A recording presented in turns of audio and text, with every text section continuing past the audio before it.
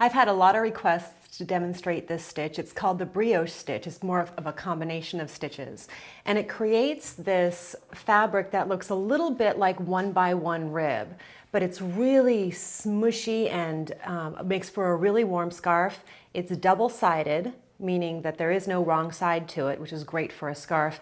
And it stays really flat and straight. It doesn't curl up in any way. I really like this stitch. I think it's a really easy way to decide on a pattern for a scarf. If you're knitting a scarf for someone, it's neither masculine nor feminine. It can be for a kid's scarf or anything else. But the combination of stitches can be kind of confusing. Let's take a look. Here is a one color brioche stitch. You can see it is very squishy. You know, using air as an insulator in a scarf like this does make it especially warm. And it's the same on both sides. It's very cool. So I already have a lot going here. I'll have the instructions available on my website for you with the rows to complete this, the 2 rows to be able to complete this. But let me show you how it goes. I'm going to start by slipping one knitwise, meaning I'm not working it. I'm sliding it from the left needle to the right like this. Then I'm going to knit these 2 stitches together. You'll see that one of them is a normal stitch. The other one is really a yarn over. It's just a loop across the needle there like that. I'm going to knit those together. Then I'm going to yarn forward, slip the next stitch as if to purl without knitting it, and then knit 2 together. Let me show you again. That's the repeat. Yarn forward, slip 1, knit 2 together. Yarn forward, slip 1, knit 2 together.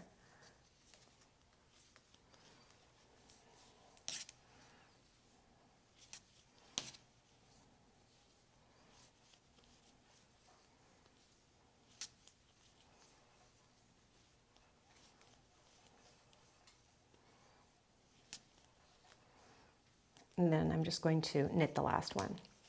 And this will all be available written out for you to download. The next row, that was the first row. The next row is really the same thing. The only difference is that it starts out a little differently. I'm going to slip the first stitch as if to knit, and then the last row we started with knit 2 together. But this one I'm going to start with yarn forward, slip 1, then I knit 2 together. So this kind of knitting, I would say, is enough to keep you on your toes, but not so complicated that you can't watch a movie while you're doing it. You know what I mean? Okay.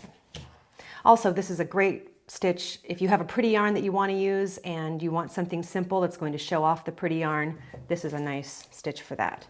Now the next thing is the 2 color brioche stitch. And this hasn't been blocked either. This is a little bit more in need of some blocking here. So it looks like this on one side, and it's the opposite on the other side. And I decided to use this variegated yarn. If I finish this whole scarf, this purple color is going to change to all the other colors. I think that'll look pretty cool. But the 2 color brioche stitch actually involves some purling. Then it's a 4 row repeat. There's a lot more going on with this. Also, you'll see here, you see this white cord. It's probably hard to see on the camera. This white cord I have running through the work, that's a Lifeline. I'll give you a link to a Lifeline here. If you mess up in the 2 color brioche stitch, it is really hard to tink back through, and it's really hard to rip your needle out and put the needle back in correctly.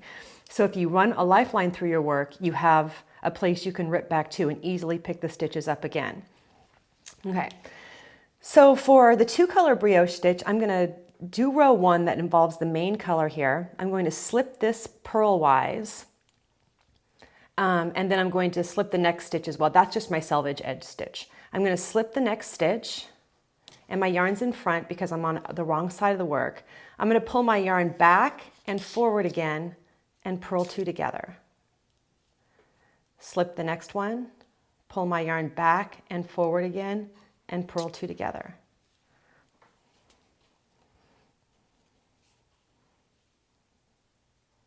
Whoops, I just need to slip 1 here.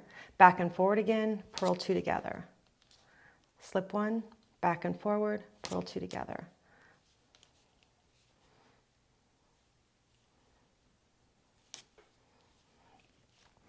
So you see how that goes. It's very much like the other one, but we're using purl stitches. So every row you change from your main color to your contrasting color.